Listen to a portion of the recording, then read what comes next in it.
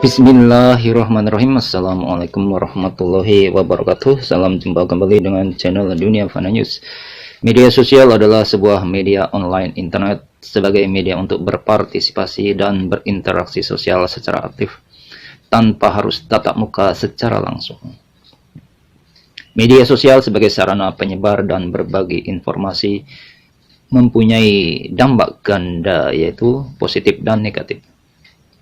Dampak positifnya bisa untuk memperluas pertemanan tanpa harus bertemu langsung, sehingga bisa menghemat biaya transportasi. Sebagai sarana untuk mendekatkan hubungan relasi yang jauh karena jarak lokasi, sehingga bisa mempererat tali silaturahmi. Sebagai sarana berbagi info dan promosi produk yang efektif dan lain sebagainya.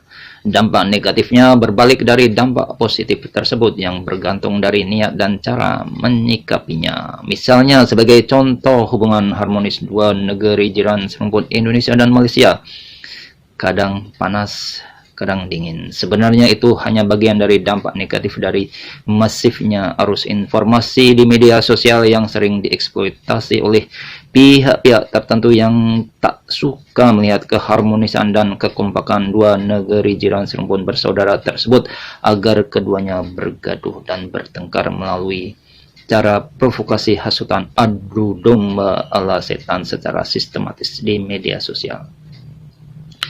Disebut sistematis sebab menggunakan sistem atau cara-cara yang tertentu teratur melalui agen-agen online yang disebut buzzer untuk menyebarkan informasi yang bersifat provokasi untuk mengadu domba, atau yang dikenal dengan istilah proxy, yaitu menyerang dengan menggunakan tangan pihak ketiga secara tersembunyi. Melalui celah media sosial yang memanas itulah diharapkan lalu suasana panas itu ikut menyebar ke dunia nyata, meskipun kadang itu nampak berjalan efektif untuk menimbulkan konflik skala kecil di bidang olahraga sepak bola misalnya, yang rivalitasnya begitu tajam sehingga mudah untuk dijadikan celah masuk agen provokator di media sosial. Namun api kecil rivalitas timnas sepak bola itu tidak lantas merembet ke dalam skala yang lebih luas seperti hubungan kerjasama bilateral, sosial, politik, dan ekonomi kedua negeri jiran tersebut, sebab keduanya telah mempunyai kesadaran kuat sebagai saudara serumpun yang mempunyai DNA yang sama, yaitu Nusantara. Untuk itu kita harus bijak dan hati-hati dalam menggunakan media sosial, meskipun mempunyai banyak manfaat, tapi sebenarnya tak lebih hanya dunia kecil penuh keterbatasan persepsi yang tak mungkin dijadikan alat untuk menilai dan memandang secara komprehensif aneka persoalan bangsa negara yang kompleks.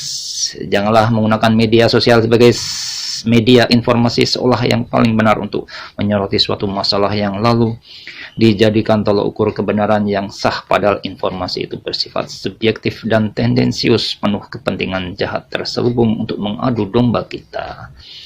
Jangan gunakan media sosial untuk, jadi gunakanlah media sosial untuk belajar menilai diri sendiri dengan memperbaiki yang salah dan meningkatkan yang sudah baik. Jangan gunakan media sosial untuk saling menilai Indonesia dan Malaysia dari sudut pandang yang sempit, sehingga menciptakan ruang perselisihan yang akan terus dikipasi oleh pihak lain agar terus membesar menjadi api pertengkaran. Demikian informasi yang bisa kami sampaikan kali ini. Terima kasih atas perhatian Anda semuanya. Wassalamualaikum warahmatullahi wabarakatuh.